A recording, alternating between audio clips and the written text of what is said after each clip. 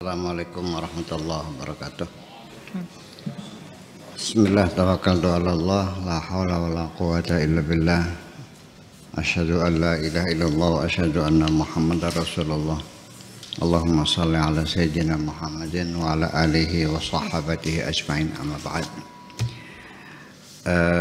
Di akhir khutbahnya Syekh Abdul Qadir Al-Jailani yang ke 43, di akhirnya ditutup dengan doa,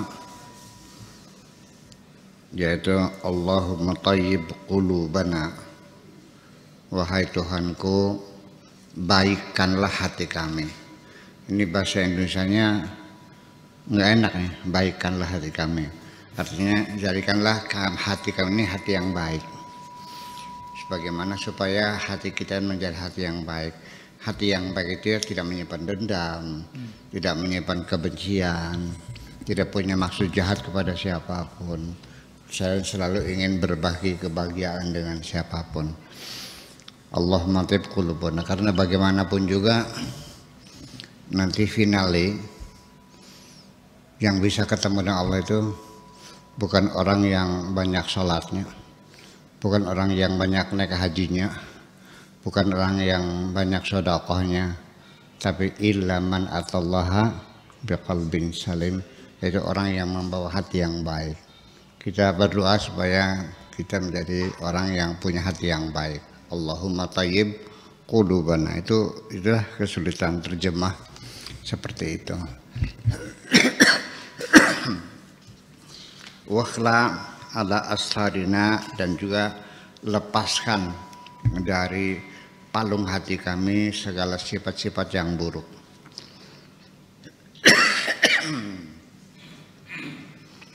Wasaffi uqulana, dan jernihkanlah pikiran-pikiran kami, supaya pikiran kami selalu jernih, selalu bening, ya, selalu transparan. Fima bainana wa bainika, antara kami dan antara kami dengan engkau, ya, supaya pikirannya baik. Jangan ada praduga yang buruk pada siapapun, jangan ada sakwa sangka, jangan ada kecurigaan, jangan ada maksud-maksud yang jahat di dalam pikiran kita. Wara'a uqulil khalqi, di belakang pikiran-pikiran makhluk, wa aqulana, dan akal kita, supaya kita punya pikiran yang jernih, hati yang baik, dan pikiran yang jernih. Ya hadirun, wahai para hadirin, orang yang hadir. Wa ya ghaibun, wahai orang-orang yang tidak hadir, baik yang hadir maupun yang tidak hadir. Yaumal qiyamati, pada hari kiamat nanti. Tarawna minni, engkau akan melihat aku, ya, ajaban, satu keanehan. Nanti satu ketika dari kiamat engkau akan melihat keajaiban aku. Ini unaziru fi haqqil munafiqin, aku bermunadharah, aku membela, aku membantu orang-orang yang munafik. Orang-orang yang selama dia pada munafik ini nanti kita munadharahkan, kita bicarakan, kita bantu semuanya itu. Fa kaifa fi haqqil mu'minin, bagaimana apalagi orang-orang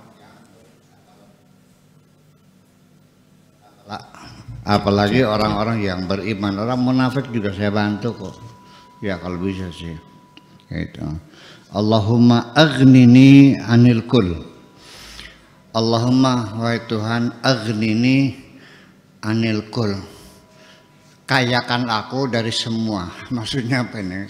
Kayakan aku, artinya berilah aku kecukupan sehingga aku tidak bergantung kepada siapapun. Itu maksudnya, ya, tidak bergantung kepada siapapun. Bukan kayakanlah aku dari semuanya, supaya aku tidak bergantung kepada siapapun. Aghnini bika, bika, ya, bukan angka. Aghnini bika, aghnini an aghnini bika, supaya saya tidak bergantung kepada siapapun. Aghnini bika, supaya aku hanya bergantung kepadamu saja, supaya aku mengandalkan kepada engkau saja, supaya aku mengharapkan sanjunganmu saja, supaya aku hanya mengharapkan pembalasan darimu saja. Itu semuanya maknanya. Amman siwak, dari siapapun, ya. Ketika aku berbuat baik, aku tidak berharap imbalan dari siapapun kecuali imbalan darimu. Ketika aku melakukan sesuatu, aku tidak takut kepada siapapun, kecuali takut kepadamu saja. Selain engkau, jangan sampai ada ketergantungan pada diriku.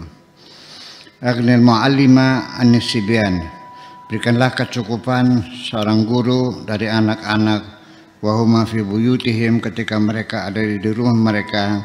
Wajal darahu as-samata ma'at-ta'lim, jadikanlah rumah mereka menjadi rumah yang nyaman untuk pendidikan.